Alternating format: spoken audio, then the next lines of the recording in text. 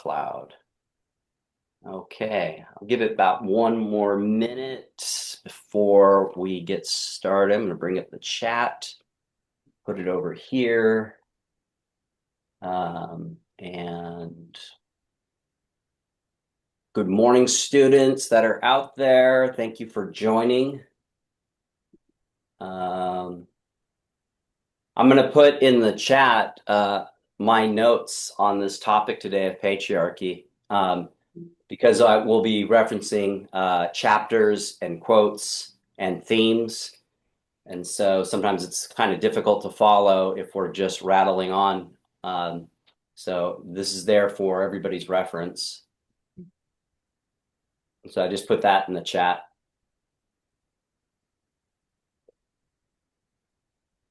Oops, not that. Hold on a second. That what I put by mistake is the sign-in sheet, which I'll make available for you guys to be able to fill out at the end of today's talks. But what did I do with it? I lost it. Oh, there it is. Got too many tabs open. There we go. So yeah, students out there, please refer to the second link. You'll want to follow along. I might share it with the screen time to time, but yeah, it'll be helpful to everybody as we go through some of these topics here.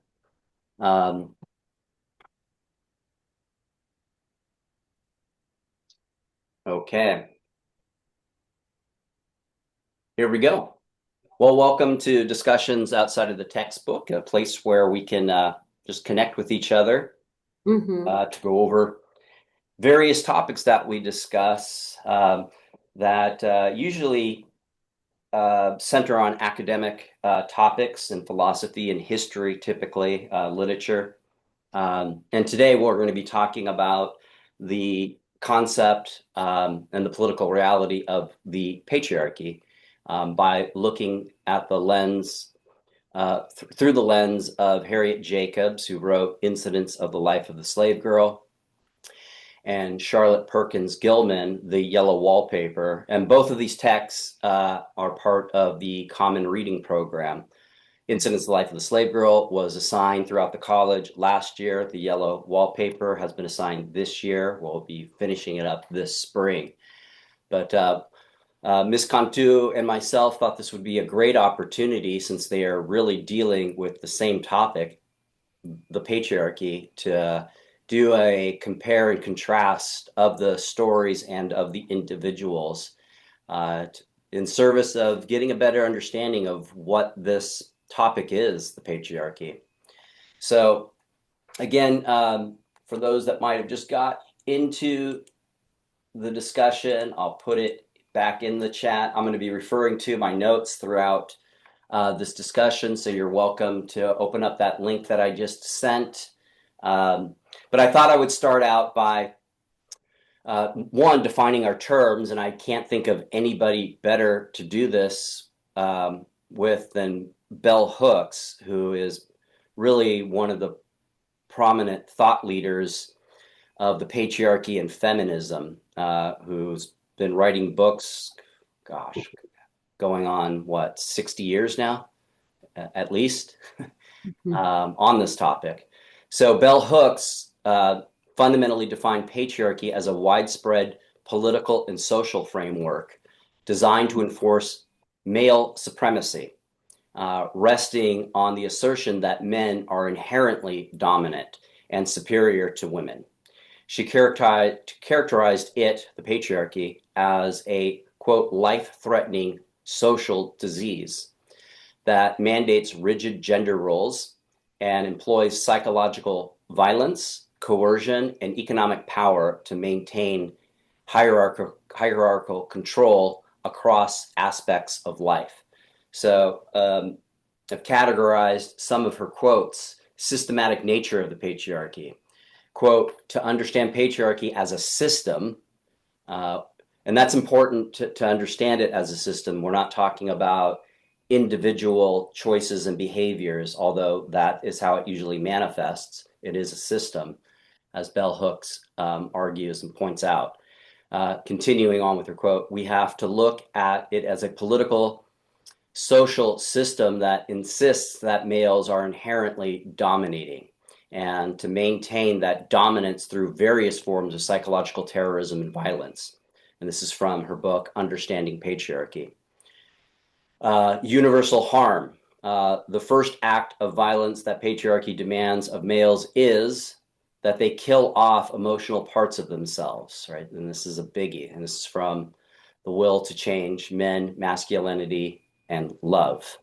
Yeah, I mean, this is really gets to the heart of the matter. All of this gets at the heart of the matter, which I'm sharing here. But one of the things that I'll point out, I'll reiterate in just a bit, the patriarchy is not necessarily pro-women and anti-man. It is, in a sense, also pro-men and essentially pro-human. And when it comes to men who are ensnared in the patriarchy and buy into it and behave accordingly, typically what we see are people that are emotionally illiterate and can't express their emotional needs in functional, healthy, dignified ways. Shared maintenance, quote, recognizing patriarchy as a system women and men support equally, even if men receive more rewards from that system. And this is from Understanding Patriarchy. Now, this is something that is really made clear in both books, but especially Incidents of the Life of the Slave Girl. We see women having some advantages and privileges within the patriarchy, but we also see these women being malformed adults. They are bitter, they are jealous, and we'll talk more about that as we proceed. Intersectionality. Individuals who fight for eradication of sexism without struggles. You went mute.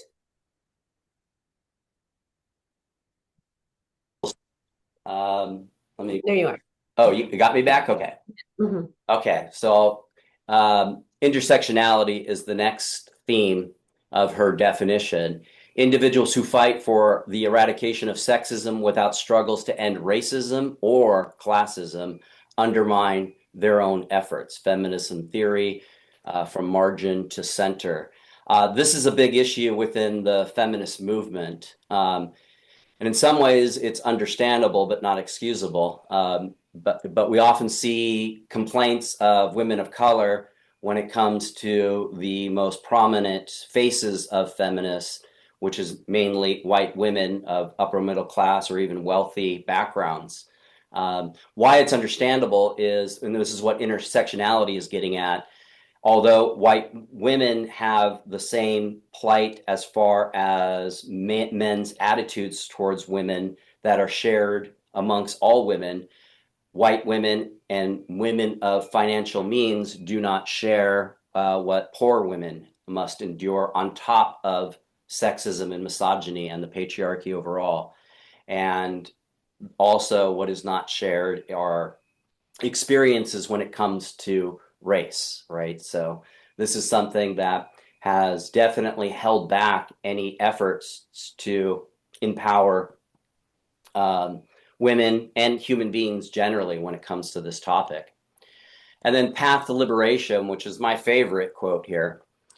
The moment we choose to love, we begin to move against domination, against oppression. And that's key, right? This is not about winning over or dominating women, dominating men.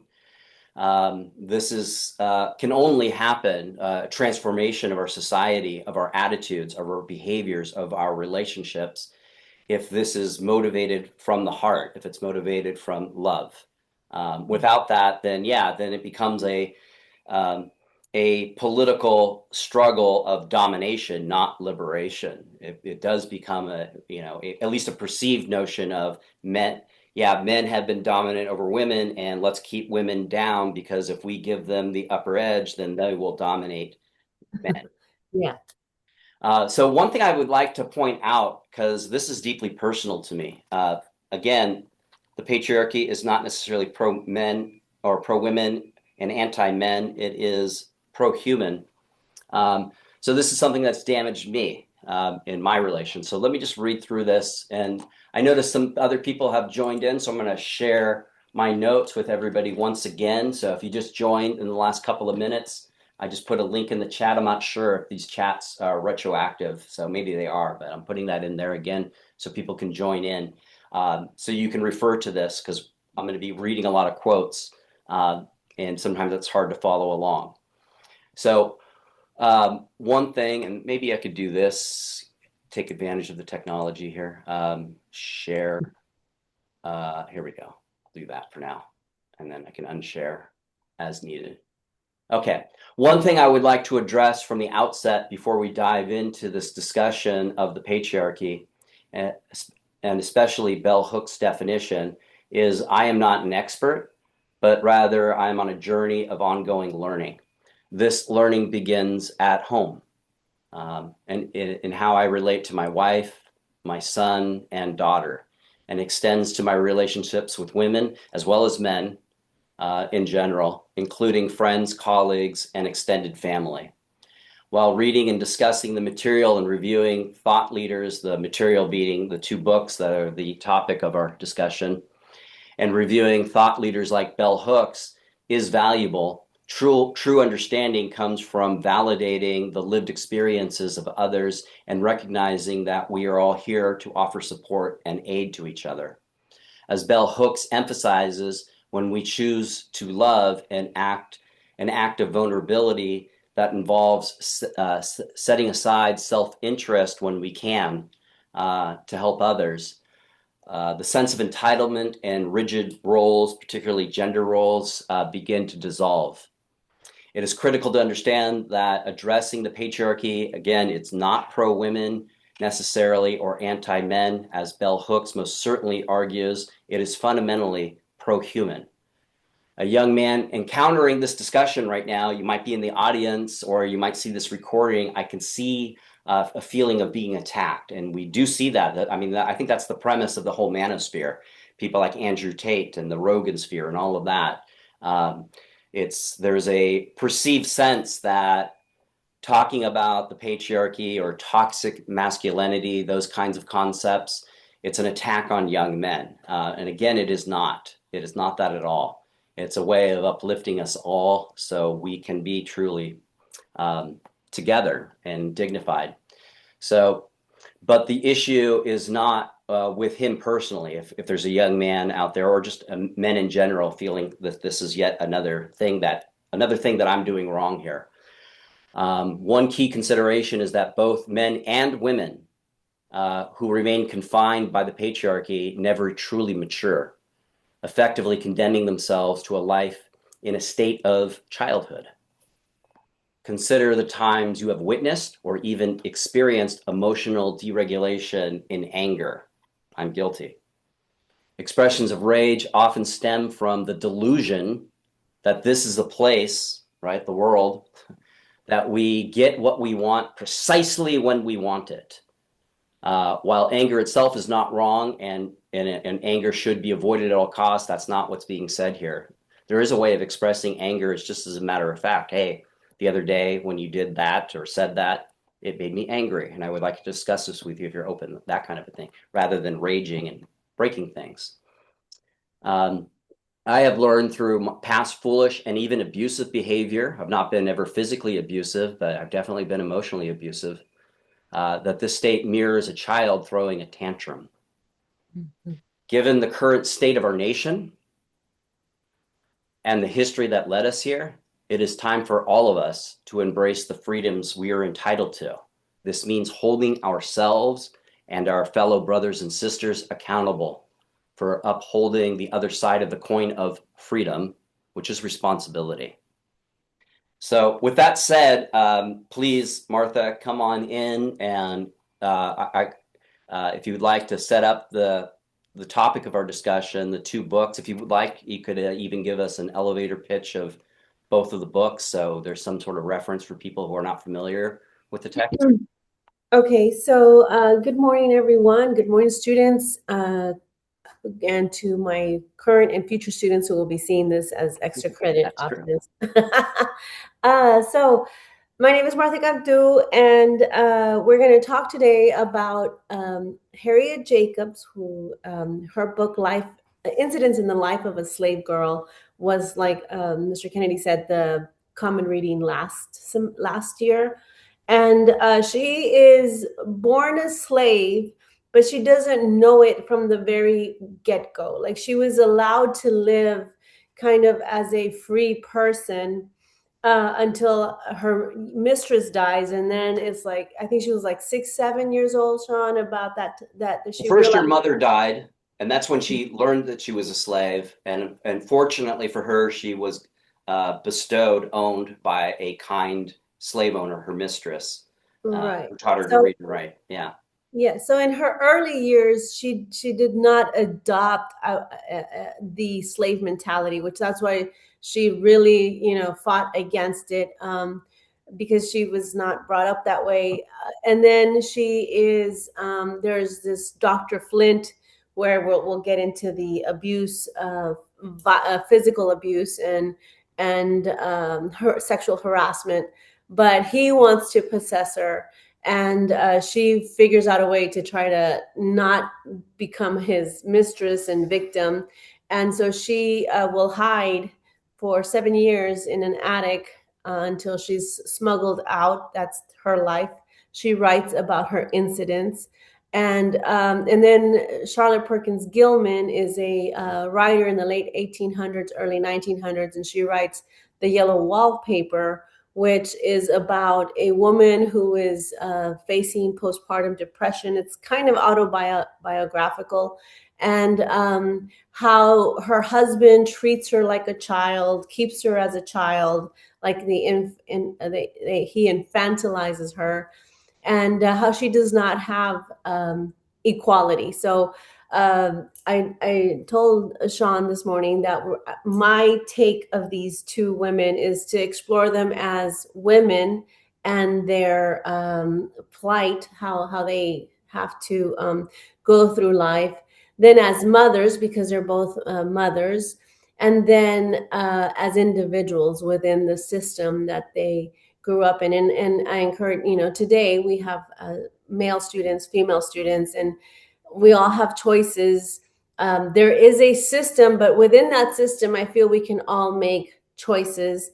And then that's where, like to dovetail back to your last word there, responsibility. So there is a personal responsibility that we owe to ourselves to do better for ourselves, like you were saying, in fighting systems of patriarchy and of exploitation, or I don't know.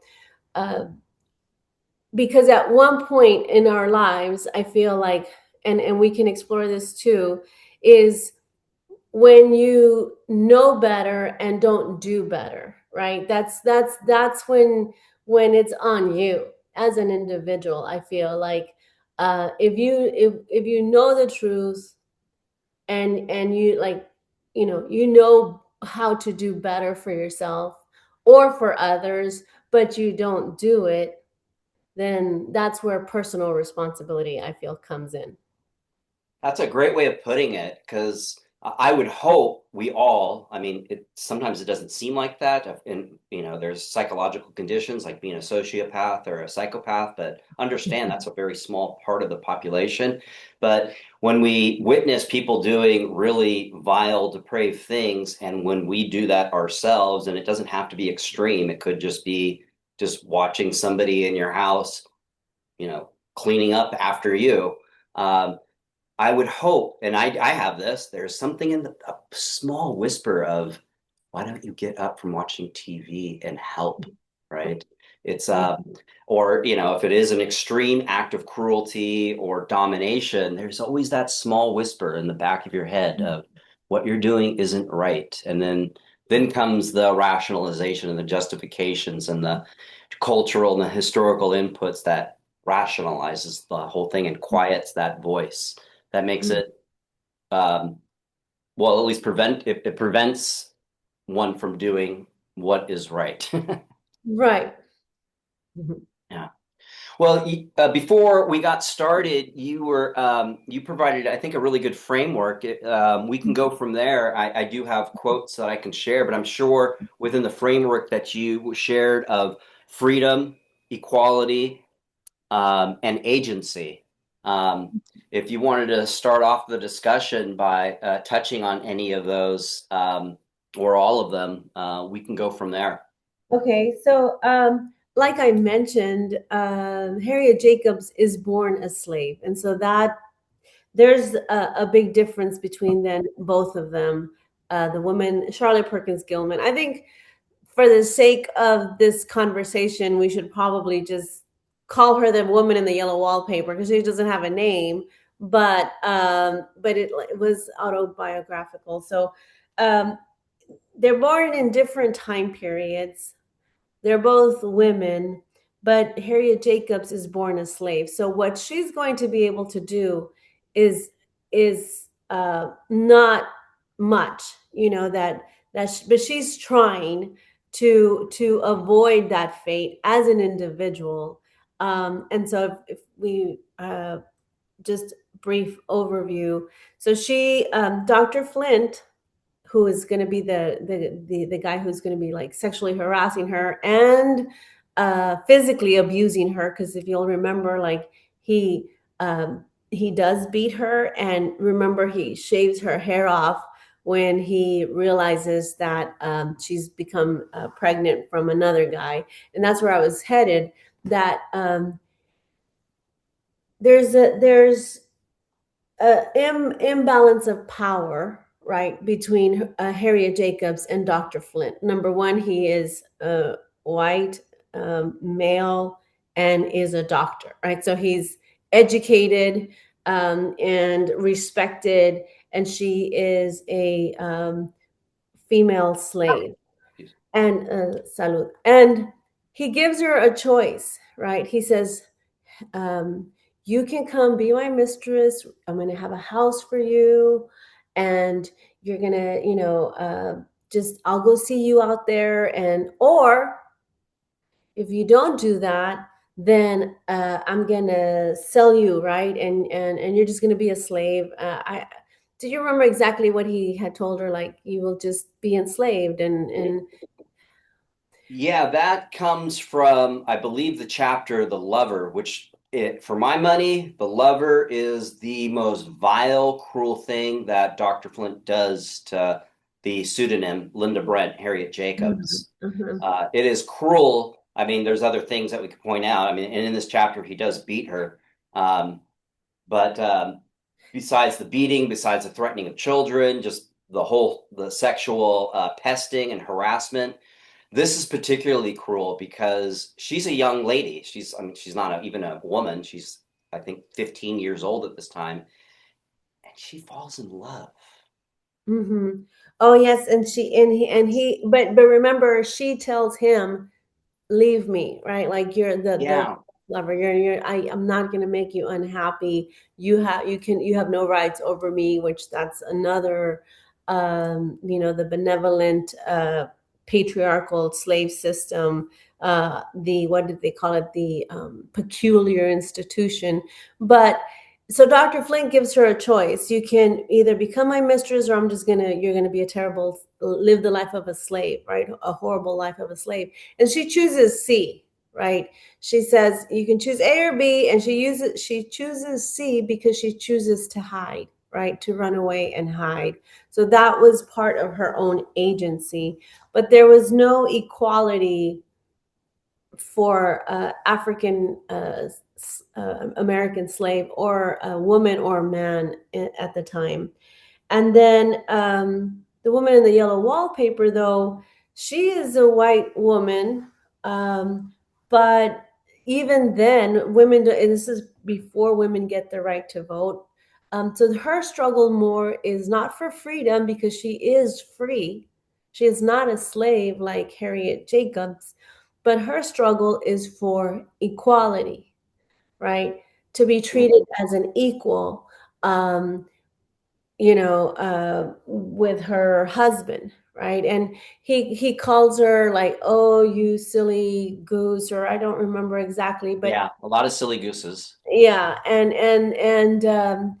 What has stayed with me with that short story is where she says, "I meant to be such a help to him." Right, Mm. and to me that resonates from the biblical perspective, right? That God created Eve to be a helpmate for Adam. And so I don't know if that was her, specifically there, that she had thought about that, but she had meant to be such a helpmate to John. But now that she's suffering from postpartum depression, she can't, right? And she doesn't have the medicine, or the like the psychology of the day doesn't say like, hey, she needs help right now, as a mother, to get through her baby blues.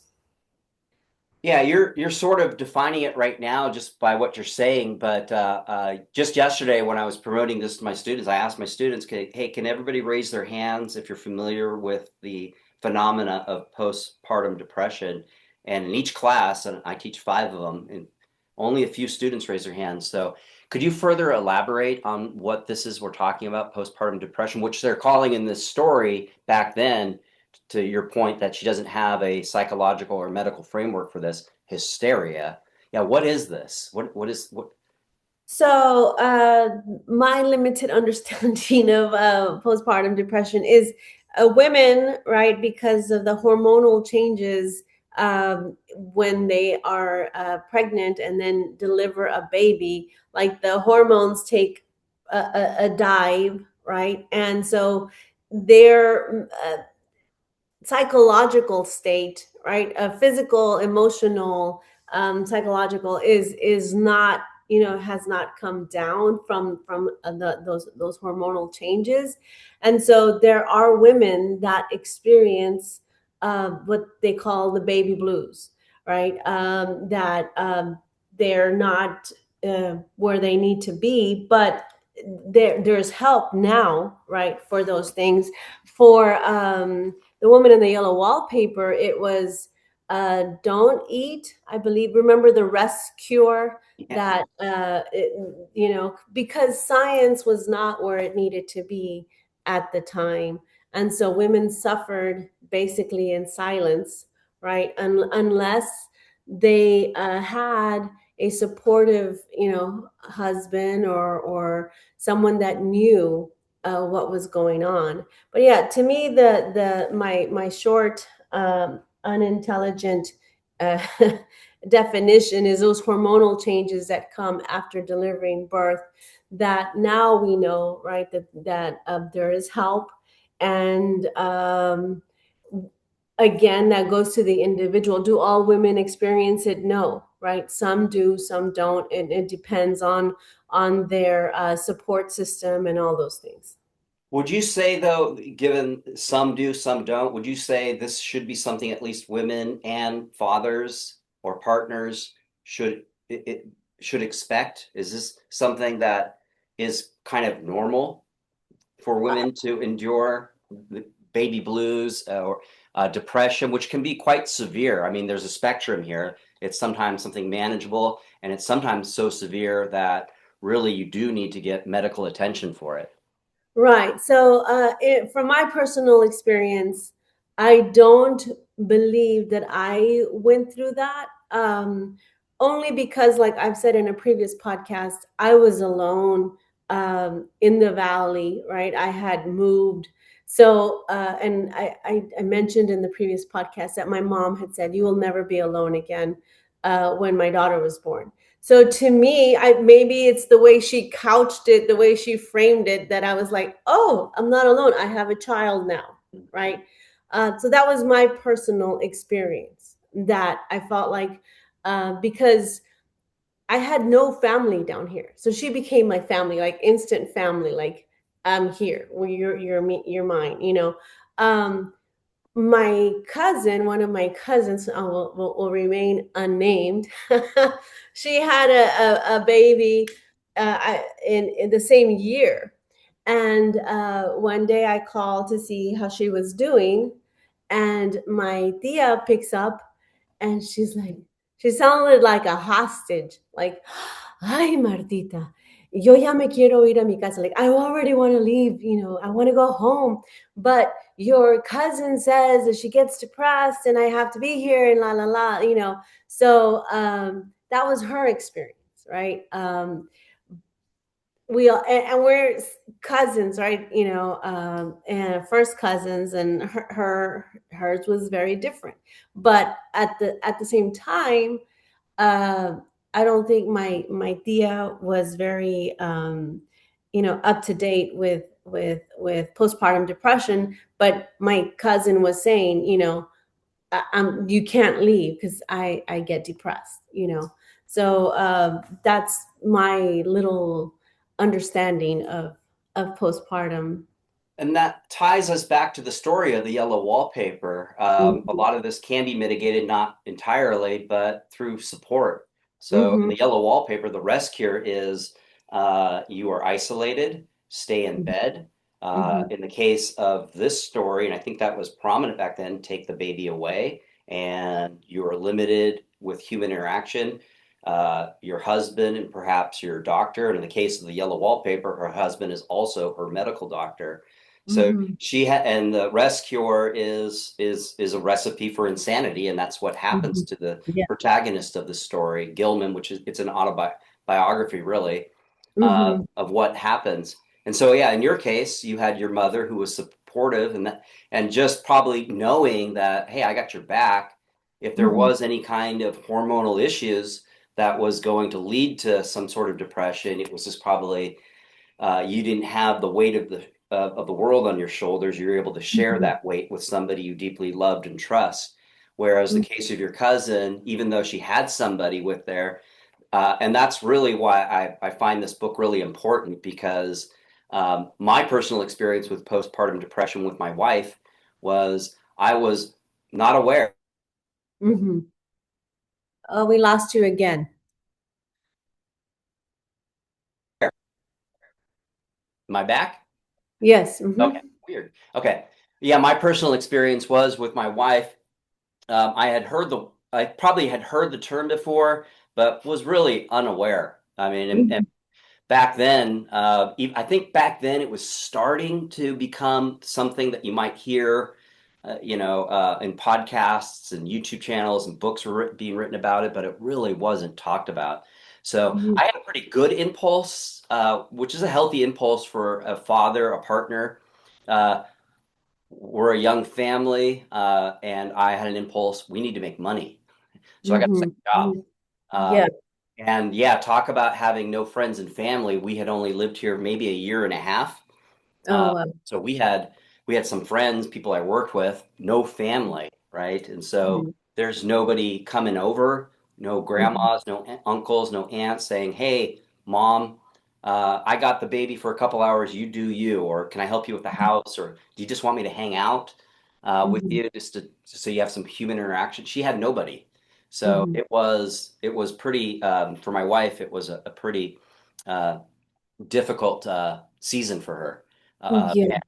It was there's a cost to be paid there Mhm. because even though we've had a lot of talks about this and I've acknowledged and apologized, yeah, those are scars that Mhm. have plagued our family ever since, to the degree that it has. Mhm. Yeah, so in both cases, their moms, like I said, and really, we don't know much more about the life of the woman in the yellow wallpaper like we do of Harriet Jacobs, because she writes for a long time, or she writes about a big, almost her whole life, right? How she was fighting for freedom, but. So they both did not have equality, and that's, I think, what the struggle against patriarchy has been, right? The struggle for equality, which takes us to I'm not sure if you want when you wanted to bring up the Dolores Huerta um, Yeah, well, question. that's probably a good opportunity of the final leg of your framework here, agency. Right, Yeah, right. absolutely. And Please. I'd love to see if any of the people online right now have questions about it, because so this story broke over spring break, right? And the for those of you that have been living and do not watch or follow, Dolores Huerta, who was the partner, right, with Cesar Chavez, um, she has come forward at 96 to say that she had sexual encounters with Cesar Chavez and became pregnant from both, and that she gave up those children, and that at both times she felt pressured into it, and that now the New York Times has been doing a multi-year investigation, and that's why she says, I'm coming out now because the New York Times has said that there are more. And in that statement, she says that she chose not to say anything because the farm workers movement was bigger, was her only thing. It reminds me of Vince Lombardi? It says his name, Vince Lombardi. And he Mhm. says winning isn't everything, it's the only thing, or I don't know how Yeah, only, that's there's a play on that. that, Um, the gist of it. Yeah. yeah, so to Sorry. her, the farm workers movement wasn't um, everything, it was the only thing, or the only thing, everything, whatever. But because, like I mentioned in our conversation, Sean, she had a daughter. I watched a documentary a long time ago. The daughter, Dolores Huerta, she had left her with a family while she was out working with the farm workers movement. And when she comes back to pick up her daughter says, I don't want to go with you. I've been in a stable family here. They have routines. I go to school, and I don't want to go with you. And I don't remember exactly if she did or she didn't go back with the mom. But again, if we compare those freedom, equality, agency, Dolores Huerta and the woman in the yellow wallpaper, they are free. They are not slaves, right? And today, women, men on this podcast, they are free. We don't no longer have slavery, right? Thank you, 13th Amendment. But do we have equality? And do we use our agency? And Dolores Huerta said that she decided not to say anything. And in my mind, that's her using her agency within that system, that patriarchal system of abuse, right? That she used her agency to say, this is more important. My priority is this. And that's where I think we have to kind of pull back and say, okay, that was an individual decision. She made that as an individual, not as a woman, not as an equal, right? Because she wasn't his equal, but she made that decision within that patriarchal system. And that's something that we all do, right? We are all, because we're free, right? Unlike Harriet Jacobs, do we have equality, and do we use our own agency? So if anyone wants to answer that in the chat, maybe we could have a different discussion. I don't know, Sean, what do you think?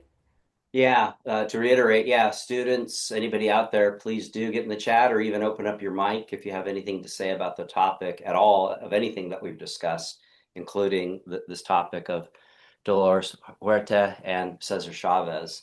One thing that comes to mind is as we might be waiting for students to comment here, is the common critique we're hearing Dolores receive of, well, you didn't say anything, and that allowed future abuse. And so I'm glad you have pointed out her perspective. She using her agency, and I really like how you put, not as a woman, but as a person who was really trying to improve this world and advocate to make it to empower farm workers with better working conditions. She chose that as the bigger picture.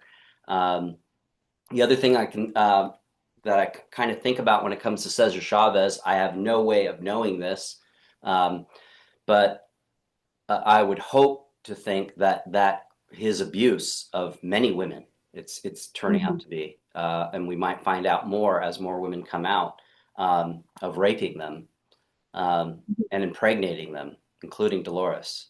I would hope that plagued him, that kept him up at night.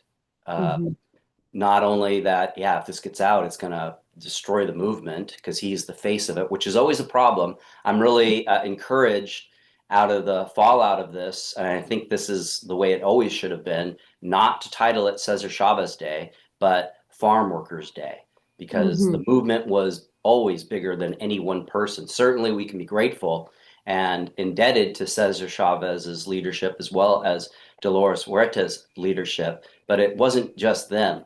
It's a common mistake we make. The civil rights movement wasn't Dr. Martin Luther King Jr.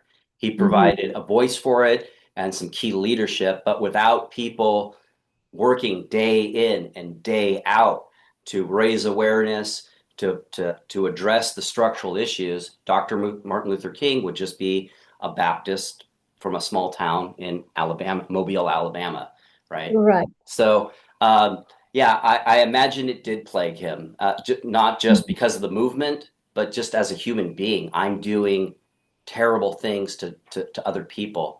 And that's where I get to, that's always what, especially, again, I think young men can hear this conversation, or just men in general can hear this conversation going, oh, here we go again. It's always the men's fault, right? Toxic masculinity. No, this hurts men, right? When men behave that way, to any degree, right? I expect you, my wife, to pick up my dirty underwear and make me a sandwich, all the way to the spectrum of sexual abuse, physical abuse, emotional abuse. That plagues most human beings because there is that voice in the back of your head. This is wrong. This is wrong. Do better. Do better. And we become malformed adults, children, as a result. Right. I like your chart there where area of the control of agency. Oh, let me bring it up. Okay. Let's. Are you talking about the compare? Yeah, I have that actually up right now. Share. You're talking about the where we see common themes for both of the books. Yeah. Yeah. So control of agency, Jacobs masters control, her future in freedom, and actively blocks her path to legal freedom. In the instance life of the slave girl, the yellow wallpaper, Gilman's husband controls her recovery, dismissing her, self-diagnosing agency, and forbidding her from writing. So we have these different scenarios, these different lived experiences, but a common theme of controlling their agency. Confinement. Jacobs faces physical, quote, coercion, though through threats and intimidation and violence, and the threat of severe isolation or sale. Gilman is subjected to the imposition of confinement by male authority with the rest cure in a room with barred windows. So it was a place of confinement, literally, as part of her treatment. Yeah. Yeah, I can keep going on, but did you want to elaborate on any of Well, that? they're in the confinement. Every time when I teach about the Cold War, and how the Soviet Union puts up the Berlin Wall, and they basically lost their freedom and their equality and had no agency, right, during the Cold War, those Eastern European countries. But I always kind of come in and say, I say, this is my public service announcement, right? When you are in a relationship, male or female, right, and they say, in español, tú no me vas a dejar, like, you're not going to leave me, right? That's the time to run. That's the time to say, this is not healthy, right? When they begin to confine and to limit your freedom. Of course, equality by then is out the window, but that is something, one of those what they call the red flags, right? In relationships, and very much part. It could be women can do it too, but overwhelmingly evidence is the patriarchy, right? The male, and we saw it last year, right? With the what was his name? The artist that went to jail. That there was the video of him beating the girl and dragging her back, right? You see it in some football players that they don't control their anger and they start, so for me that kind of resonates a lot, the confinement, when they start to when a woman or a man, right, begins to be isolated, confined. Yes, it was Diddy P Diddy or whatever his name is, right? that's those are all the hallmarks, right? All the of a patriarchal system where I'm the guy and I'm gonna, tell you what to do, when to do it, and how to do it, so. And of course, when I talk about this in my classes, I say, I don't hate guys. I don't hate men. What is the opposite of misogyny? I was going to look it up and I never Oh, did. yeah. I I know the word, but um, opposite. Misandry. Misogyny. Thank you. Misogyny. Misogyny. Yeah, and to that point, I would like to add, you mentioned that some women do this as well. We see this in Incidents of the Life of the Slave Girl with the mistress. She is Mhm. bitter, she is jealous, she is very cruel. And that is a common refrain in the plantation system. Slaves typically feared the mistress over the master. Uh, and it points to the patriarchy. The reason why they are bitter and jealous is that they know, due to the systematic sexual abuse of the plantation system, the master is out having children forcibly with their enslaved women. Uh, Right. that yeah, but they have no agency, right? If they confront their husband, they're risking their life, they're risking their pleasures, because they can get thrown out with no recourse of the law to protect them. They can get beat, they can get killed, and so it gets manifest in that toxic reaction to my husband isn't being faithful to me. It gets directed towards the most vulnerable on the plantation, typically the enslaved women, and typically young women who are the object of the man's desire, or just not even desire, really, just power and oppression. Right. So in mistress, what you mean is the don't want my students to get lost. The mistress is not the mistress like we use mistress today, but the mistress as the wife of the master, right? Mm-hmm. And how she's just uncontrollably rude. Um, Sarah Grimke and her sister, white females who did use some of their agency back then, left the South.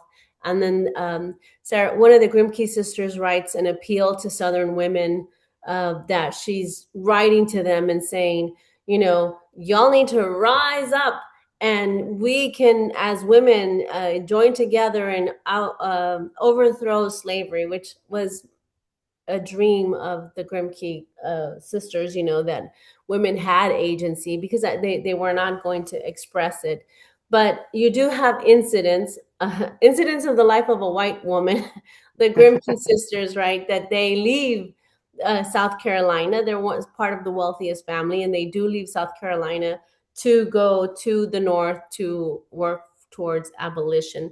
I saw a comment, Sean. Yeah, Denise Ortiz made basically a statement, a comment based on this discussion with Dolores, specifically to the Dolores situation. I've seen different responses saying why now, and contributes to a victim blaming, shaming, Mhm.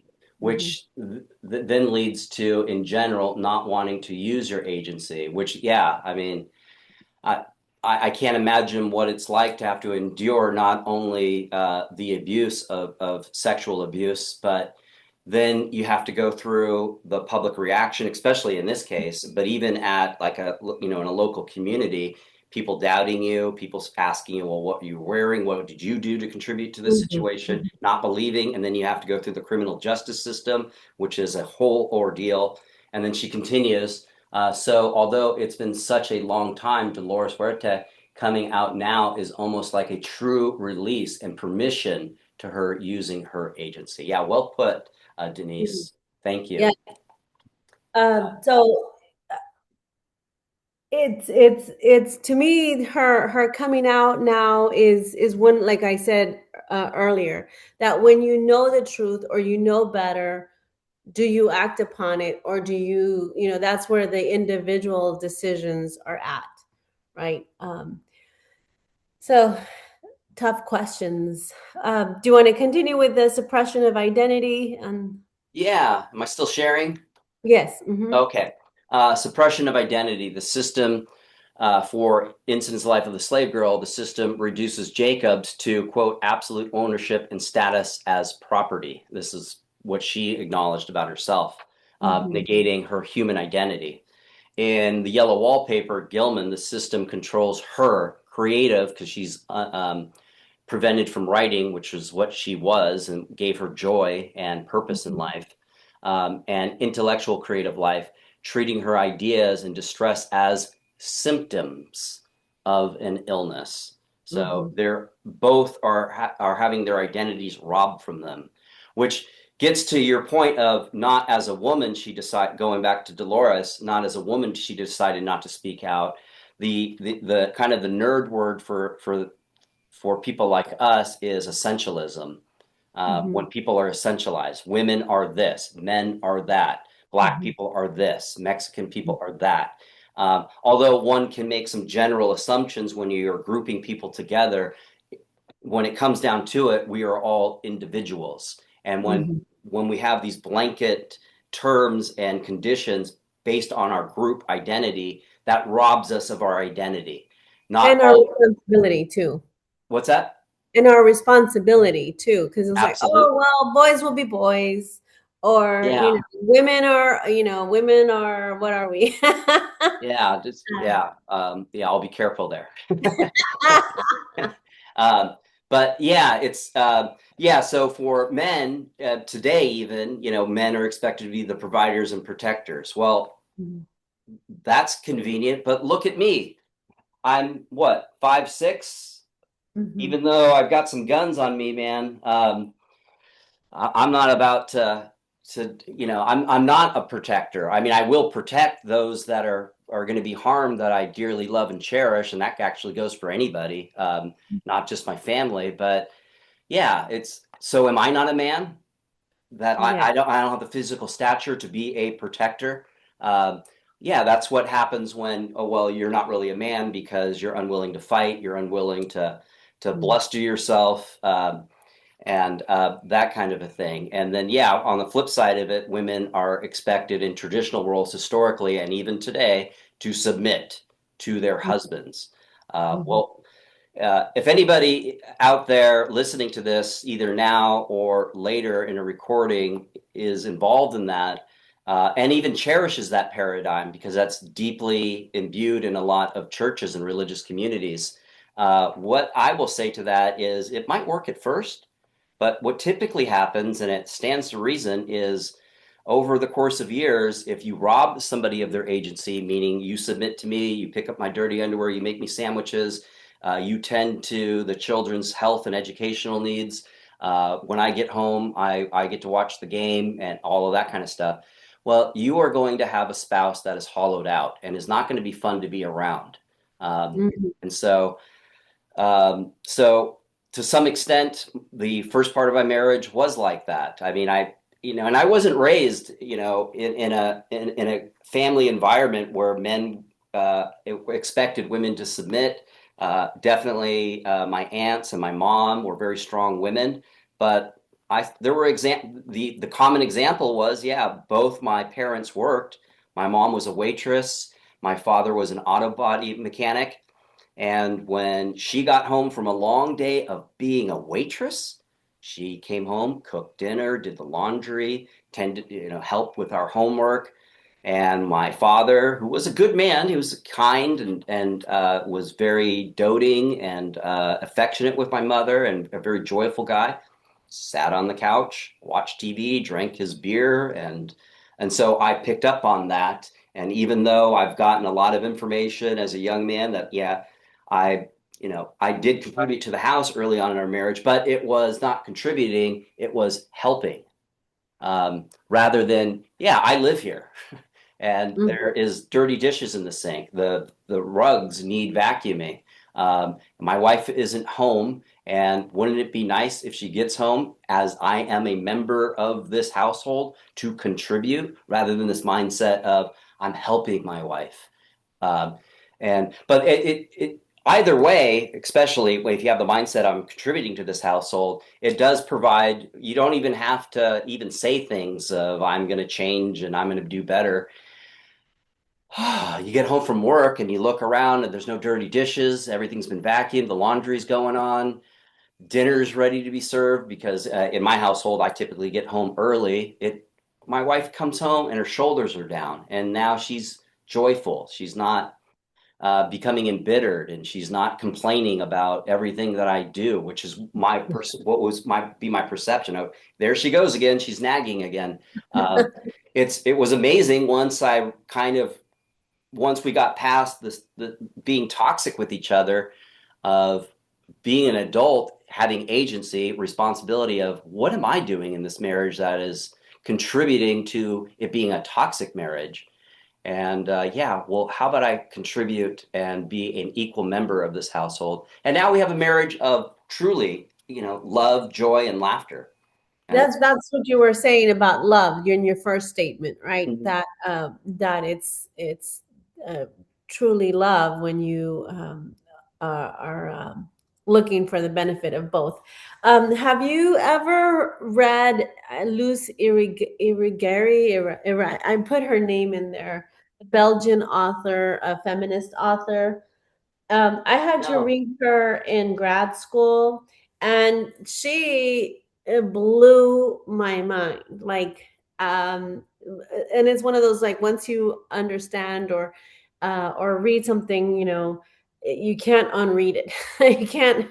Um, Her premise, if I remember correctly from my grad school days, is she talks about she's a feminist. She talks about the patriarchy and um, she talks about how marriage, right? The father gives his daughter away to a man, right? That it's an exchange uh, Mhm. from between a man and a man, because a woman cannot choose, for herself. And so and that kind of like made me see the marriage ceremony so much different, right? Because it's an exchange between a man and a man, and the father gives his daughter away to a man. So that's, if anyone really wants to like dive into feminist thought, that's somebody there to kind of go through. She says it's also like it was an economic exchange because of the dowries and all that other stuff. Interesting there. Yeah, I mean, that goes back to the millennia old system of the patriarchy, because Mhm. absolutely marriage wasn't a romantic enterprise of two individuals coming together who were going to be of mutual aid and support to each other and go through a journey of life. It was a legal contract between a father and a man, the husband, passing it on. So, but always, even if women, even back then, I'm sure they were. You don't need the Declaration of Independence to help you know that all people are created equal. Just reading things like that just affirms it. Like, of course this is. Right.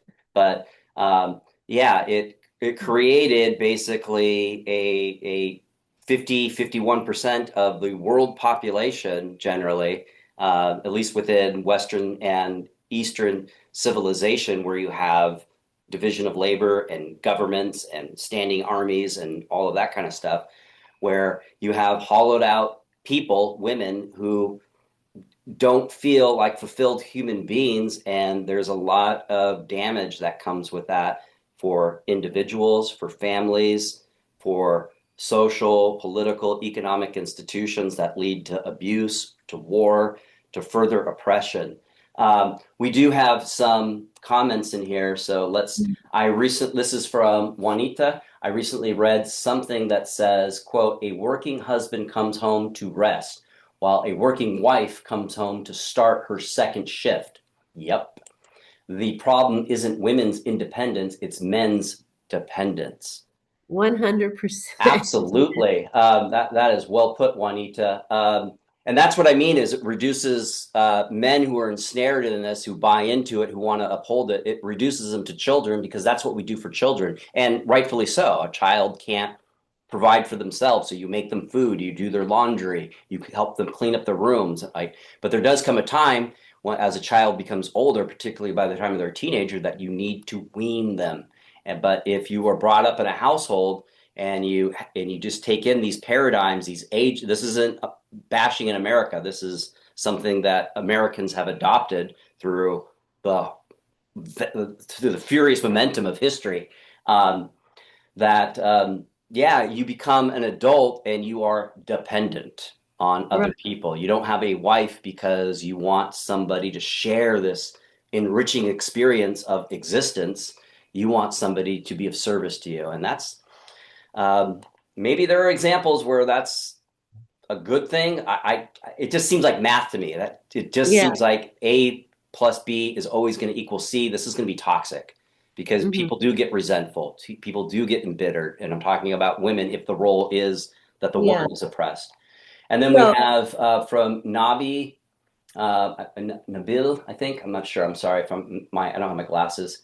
Epstein is currently the biggest example of toxic masculinity and misogyny in the news. Absolutely. I mean, I love the common refrain, not just Epstein, but the Epstein class. And truly, it is us against them. These people are depraved. And what's scary is they currently, I don't think it's going to last. There's just too much exposure on it. But they run the world, and they are sadistic. And this is why the patriarchy needs to end. It has to end. And when it comes to responsibility, this can be an overwhelming conversation because you're talking about thousands of years of a momentum of history. And these are basically the fabric of a lot of family structures, church structures. What am I supposed to do with it? This comes down to the flip side of the coin. We love freedom, but there's another side to it, responsibility. And so if you are in, this, and that can manifest in, if you're a young man, you're at a bar, you're trying to have a good time, and one of your bros is pestering a woman who clearly doesn't want it, you got to step in.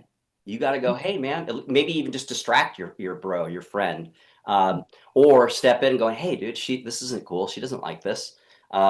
If you're a husband who has been raised this way, it's no fault of your own. That's the way you were raised. But if you're noticing that you're with somebody who's embittered, who's always nagging you, who is just not fun to be around, well, what are you bringing to your relationship? Maybe contribute to the household. Don't just help, contribute. Did you read the comment there by Shelby? Let's get there. But in my opinion, a man's first enabler is his mother. Oh, yeah. Now we're getting to some sensitive material here. When they see the mother wash their clothes, make their food, and essentially baby them, they fail to grow their own independence. In turn, they learn to depend on a woman. Absolutely. Yes. Go on. My mom, we joke that her love language is cleaning because she loves to clean and you have to clean. But it was across the board. I have three brothers and one sister, the middle child. But it was, I think I've joked that with my classes that my mom, either you work or you go to hell. You have two choices every day. You can work or you can go to hell. And my daughters are like, we'll take our chances. But so my brothers work, and growing up, we were five. So one had bathroom duties, mopping duties, washing dishes duties. I mean, we just worked. And in another, I guess, I don't think my mom will watch this, but she remarried after she divorced my dad. And I remember her telling me that her husband has says, "Me haces un café, right? Will you make me a coffee?" And my mom says, "Make it yourself." And she said, ¿Qué pensaste? Que ya tienes tu criada mexicana. Like, what did you think? You have your Mexican servant girl, maid now. Like, make it yourself. So, my mom is not about that, and my brothers, like I said, cook, clean, whatever. But some of that is again, individual families, individual people, how they're grown. How they grow up, what they think, whatever, la la la. So good on Shelby. Yes, I do agree with that. And another funny story, that one day I got home. My husband's retired. I got home and I said, Felix, I can make dinner, but you're gonna have to wash dishes. And he says, "Go buy something to eat." I go buy something. Well, we'll just get something to eat, because I didn't want to wash dishes. So it's interesting how dynamics work, again, within individual marriages. But just my thoughts, I guess. Yeah, and to the comment that Shelby brought up about mothers contributing to this, I shared one quote mistakenly. Both of these quotes were from Dr. King, but it's the second quote in the chat that I'm referring to that I shared with everybody. This is a particularly very interesting quote that I think touches on what Shelby is mentioning here. So he points out there's nothing wrong with power if power is used correctly. You see, what happened is that some of our philosophers got off base. And one of the great problems of history is that concepts of love and power have usually been contrasted as opposites, polar opposites. So that love is identified with resignation of power, and power with a denial of love. It was this misinterpretation that caused Nietzsche, who was a philosopher of the will to power, to reject the Christian concept of love. And just to put in there, he's a reverend, he's Christian, but even Dr. King would say Christians do not have a monopoly on this concept of love that he's talking about. It was this misinterpretation that induced Christian theologians to reject the Nietzschean philosophy of the will to power in the name of Christian love. And then the remainder of the quote, it only gives me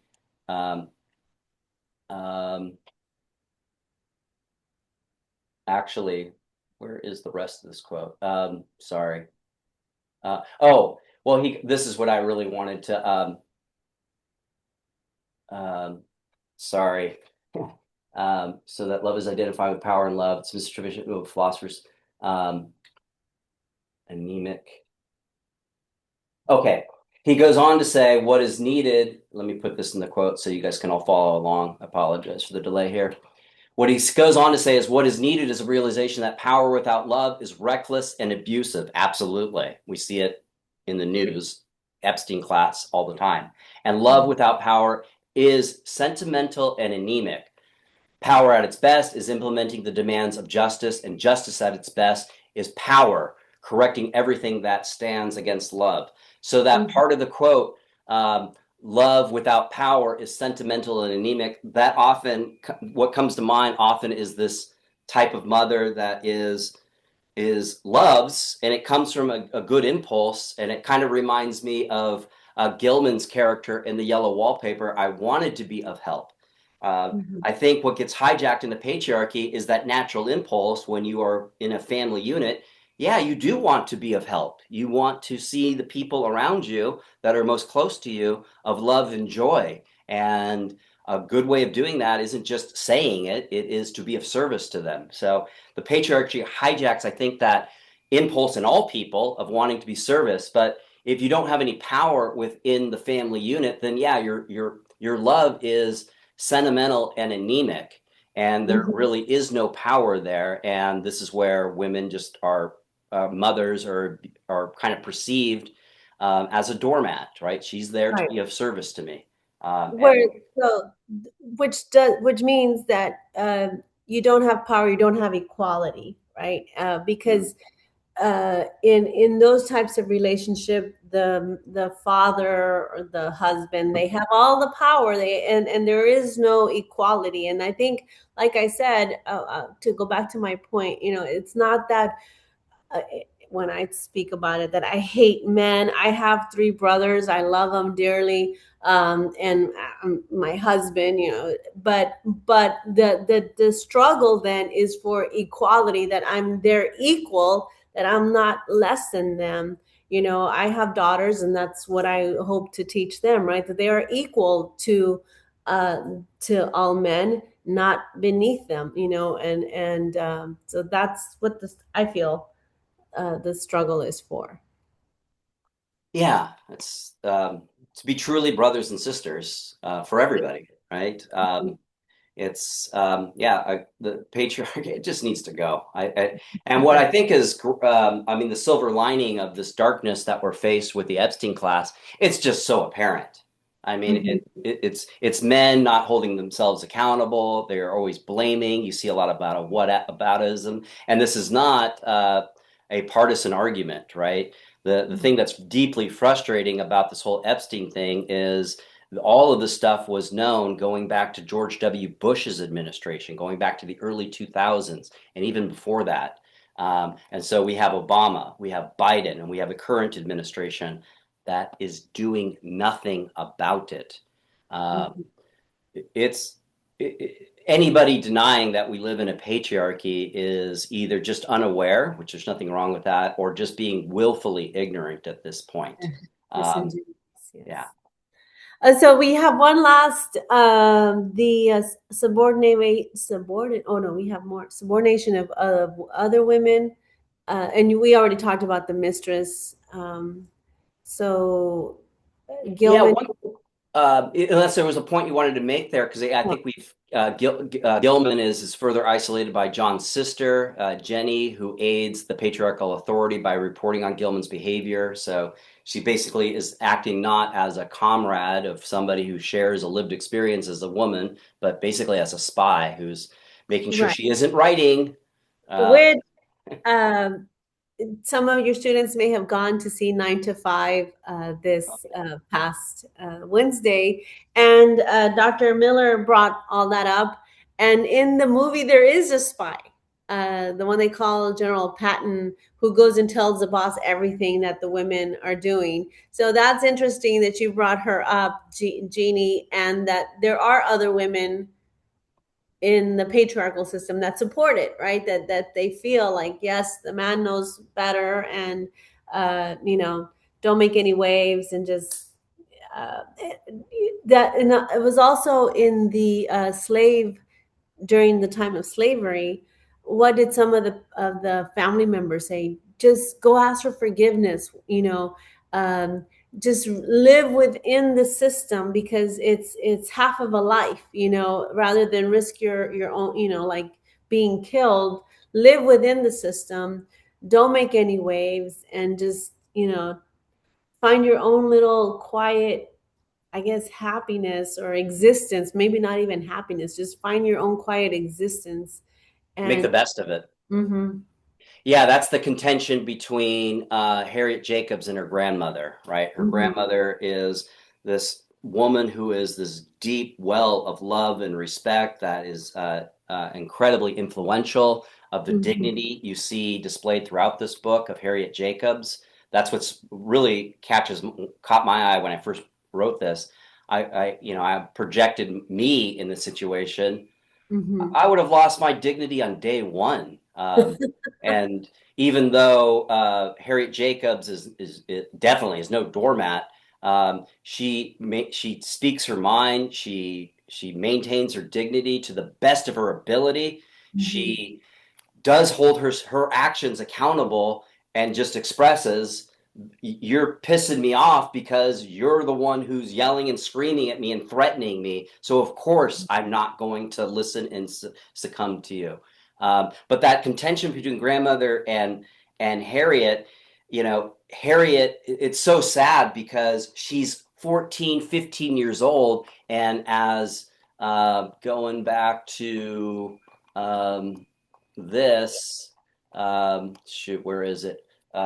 Find foul. Yeah, my master began to whisper foul words into my ear. Young as I was, I could not maintain ignorant of their import. I tried to treat them with indifference or contempt. I tried to treat them with indifference or contempt of the master's age, my extreme youth, and the fear that of his conduct would be reported to my grandmother made him bear this treatment for many months. And so this gets to the problem with the patriarchy that creates this framework about human sexual behavior as something to be shameful, something you don't talk about. And so Mm-hmm. here you have this poor 15-year-old girl who has nobody to go, hey, there's this creepy guy, my master, who is saying these disgusting things to me. Mm-hmm. So she doesn't even, obviously she has no way of escaping this, but she doesn't even have the agency of going to the people she loves and trusts, because we don't talk about this kind of stuff. And so Mm-hmm. she's deeply feels a lot of shame. And there's one point in the book where her grandmother finds out, and her grandmother gets really, really mean to her and rejects her and is disgusted by Harriet, Mm-hmm. because what Harriet does, it's kind of funny what Harriet does, because it's truly the mindset of what a teenager might do in this impossible situation. She's thinking, and it's very cunning what she does, because yeah, Dr. Flint is all about ego. And even though he is a respected member of the community, it's not that much, right? And there's a guy named Mr. Sands, which is a pseudonym, but he is actually truly respected in the community. And so Mm-hmm. she hooks up with him, has two children with him. Sort of one, I mean, her overall goal is to, okay, I'm going to have babies with this guy, and he's somewhat of a decent guy, so he'll probably give me and my children their freedom. She was eventually that happens, but it took a long time. But Yeah. what happens, where was I going with that? What happens here is that, yeah, I forget exactly where I was going with that, but basically she doesn't, because she doesn't have anyone to go with, she comes up with this scheme that only further complicates her life and makes it more difficult to get her freedom, because now she has children. The children give her something even further to live for, though, Mm-hmm. and even motivates her more. But it's this, when it comes to human sexuality, we still have this huge issue. I mean, there's been a lot of movement towards this, towards communication, but man, that's the first step in anyone engaging in any kind of sexual relationship, is to communicate. And it can be as, this is what I like, this is what I don't like, this is what's on the table, perhaps as I get to know and trust, that kind of stuff.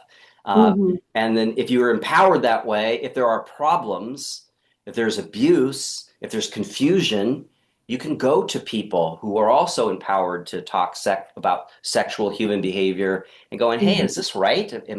Is this normal? But there's none of that for Harriet. And so she's holding this burden, which is too much for anyone, let alone a 15-year-old. It's one of the Mm-hmm. saddest things about this entire text. Yes. Yes. And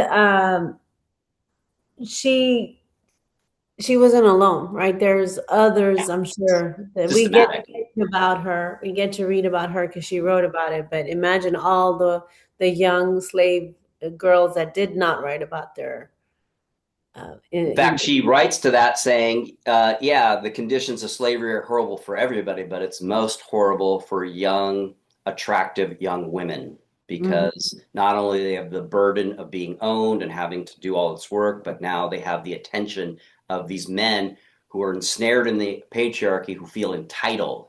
I Mhm. own you. You will do this. And it's Mm-hmm. just, it is a testament to her testimony, because if this story turned out that she succumbed to his seductions, which they're not seductions, it's just a power Mm-hmm. play. Yeah. Seduction is something else. But I would not have blamed her. She could have had made the Mm-hmm. best of it, like her grandmother was saying, and really lived a comfortable life. One, she doesn't trust him, so even if she was entertaining the fact that, okay, yeah, I'll have a sexual relationship with this disgusting man to better my life, she knows that he's not going to uphold his end of the bargain. But going back to the chapter in childhood, she had a paradigm of a cohesive family unit. She doesn't go into too much detail, but based on what she said, her father was very intelligent and sounded like a very talented, not carpenter. That's what she says. He sounded like a master architect. Um, Mm-hmm. and so because he had this talent, this skill set, he and his wife, her mother, had a lot of agency. They were able to live, it sounds like, in the equivalent of a single family home today. It sounds like they lived a relevant to comparing to our times, a middle class life. And Mm-hmm. so in doing that, um, I imagine their house was filled with a lot of love, joy, support. And Mm-hmm. so by the age of 6, that was instilled in her. And she knows what love is, and she knows what love is not. And Mm-hmm. so somebody who was born into a plantation where they were just out in the fields as soon as they're of viable age, even though they know that they are being mistreated, and there obviously is another alternative to a more dignified lifestyle. The big tragedy of slavery is a lot of internalization of self-hatred and condemnation. And well, maybe there's something right about this whole white supremacy. Yeah. Maybe this is our natural condition. Not all enslaved people had that mindset, but it's why Harriet Jacobs doesn't, because she has, from in her formative years, a background and a model of what actually love and support is, Yeah. what it is not. And I would add, she also knew what freedom was because she experienced it in that family. And then it's like, oh wait, but you're really not. So that I think that's where she had a very hard time accepting it, and that's why she does what she does. Yeah. We're getting towards the end, but I would Mhm. like, we could probably go on for 2 hours, but students, please do chime in with any comments or questions. And yeah, is there anything we haven't got to that's really important that we need to get to, Martha? I think we talked about the three things that I had said: freedom, equality, and agency. And I think those are all still important to us today. And I know I said we have freedom. There's all kinds of freedom, right? There's not just the versus slavery, but there's freedoms to make your own decisions, your own choices, freedom of choice, and the treatment of equality, I guess. So I would say freedom of choice, treatment of equality, and the ability to use your agency, right? Those were the things kind of that I wanted to talk about. Yeah, and when it comes to agency, just going back to the yellow wallpaper, even though her agency is highly constricted, her agency is one, she does in secrecy continue to write, and Mm-hmm. two, in her madness, she begins peeling down the wallpaper. She's looking for this hallucination of a woman who's caught in the wallpaper. Mm-hmm. And what happens at the end of the story, Martha? Remind us. The husband comes in and faints. Yeah. And in her madness, she's kind of like walking over him and continuing Uh-huh. just to go through her madness and ripping down the wallpaper. But in her limited agency, that is her basically her empowered agency is I'm taking the wallpaper down and I'm trying to liberate this woman that's caught in the wallpaper.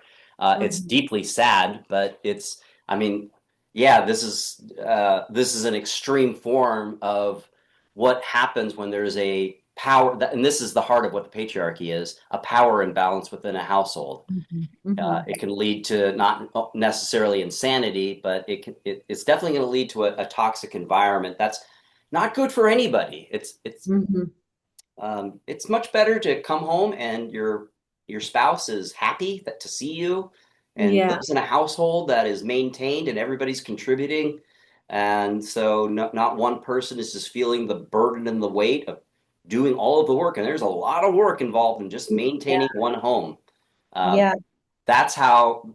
So I don't know if I elaborated on the point of how do we end the patriarchy. It Mm-hmm. starts with individuals Mm-hmm. just doing what you can, and you don't necessarily have to have some end goal because certainly legislation can aid in this. But Mm-hmm. what can happen is if you feel light, if you feel joy in your household, you go out and you spread that and Mm-hmm. you don't know the consequences of that. That gives, if you're full of light and joy at your workplace, at the grocery store, at church, that spreads and that Mm-hmm. gives other people room. And so so to get to kind of structural changes, I think one of the things that prevents us from having real structural changes with legislation and political and economic power imbalances is that people are tired. They're overburdened. But if people are through love and joy, feel a sense of lightness. It gives people energy. And yeah, maybe I will go to that campaign meeting or show up to Mm-hmm. city council or contribute to this candidate who is talking about these kinds of things. Mm-hmm. Because if you are at home and you're overburdened, it makes it difficult to go, well, what can I do to change the world, right? Yeah. Act locally, think globally, basically, is what I'm Yeah. saying there. Yeah. Act locally would be also within your own life, that make the choices look for the freedom and equality to make the choices that are going to make you happy. Yeah. Okay, let me get the sign-in sheet. What I ask of you students is in one of the columns, the last column that I'm about to share with you, is course. If you can not only put History 1302, and I get it if you don't know the section, if you're in one of my face-to-face classes or another course, another instructor, at least put the time. It makes it easier on instructors to give you credit.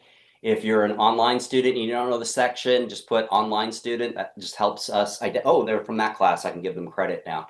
So let me share this in the chat so you guys can definitely get credit. And I really thank you and for being here and for contributing to the discussion. It's Hmm. the first step in ending this, besides just making changes in your personal life, is talking about it. Yeah. Yeah.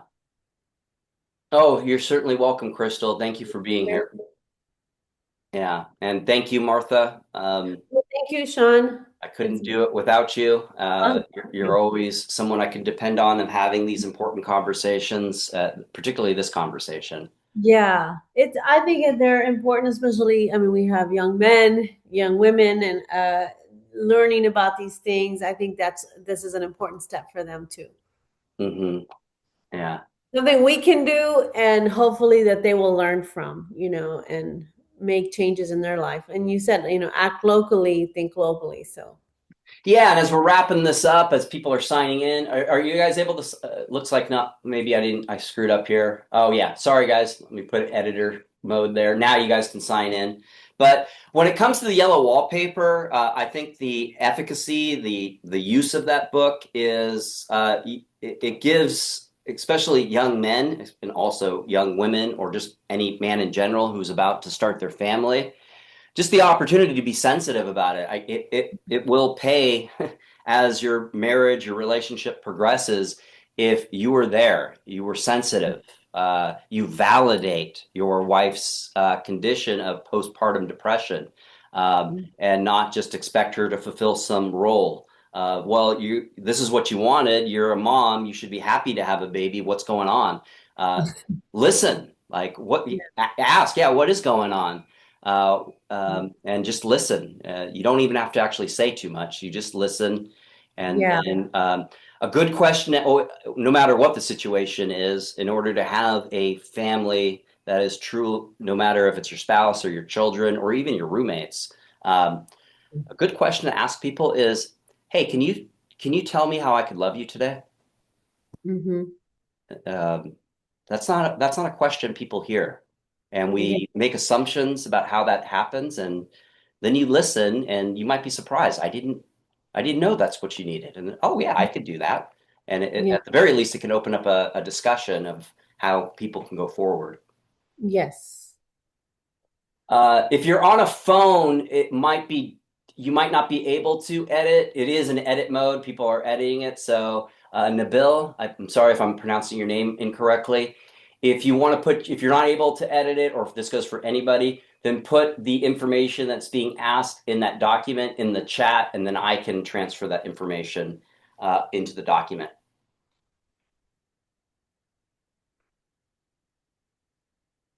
Thank you. Oh, cool. Got somebody from Dr. Bean's course. Cool.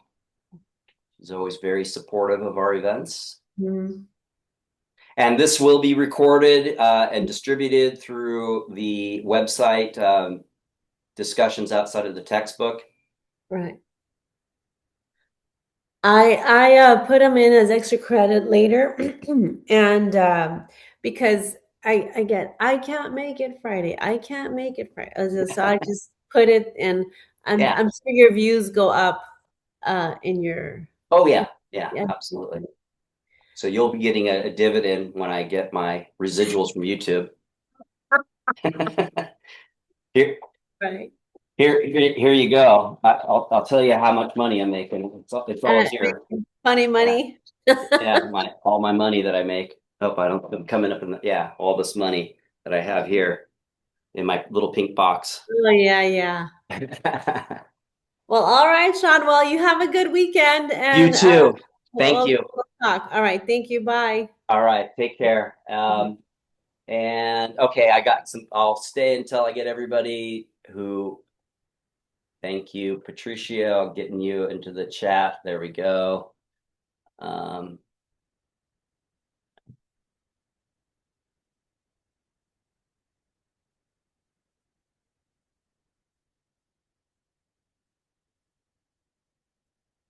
Exemia, I got you. I'm about to copy and paste this. I'm just going to put it directly in just one of these columns here.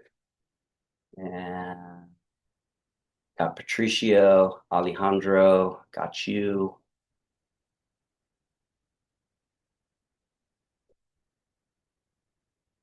Oh, and Nabil. Oh, Jacqueline Miller. Excellent. Good to see other instructors, students involved in this.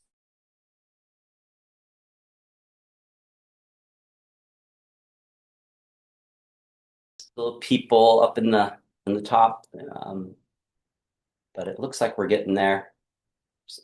If you're looking for a space, there's some space down below the first page.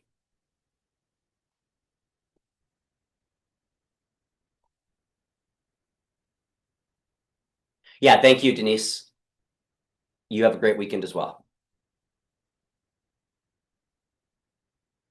And for those that are still here, oops, don't feed the patriarchy. That's what this t-shirt says.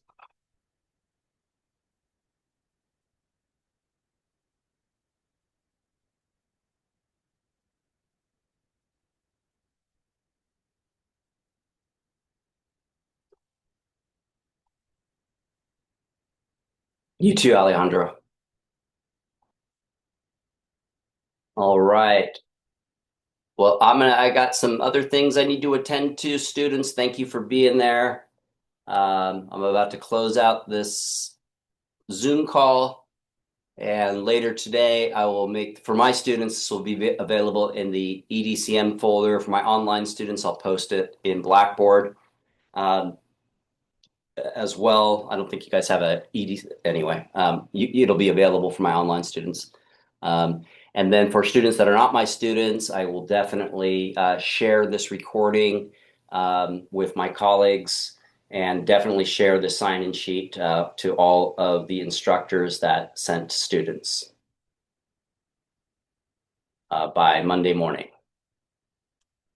All right, guys, I'm going to stop recording.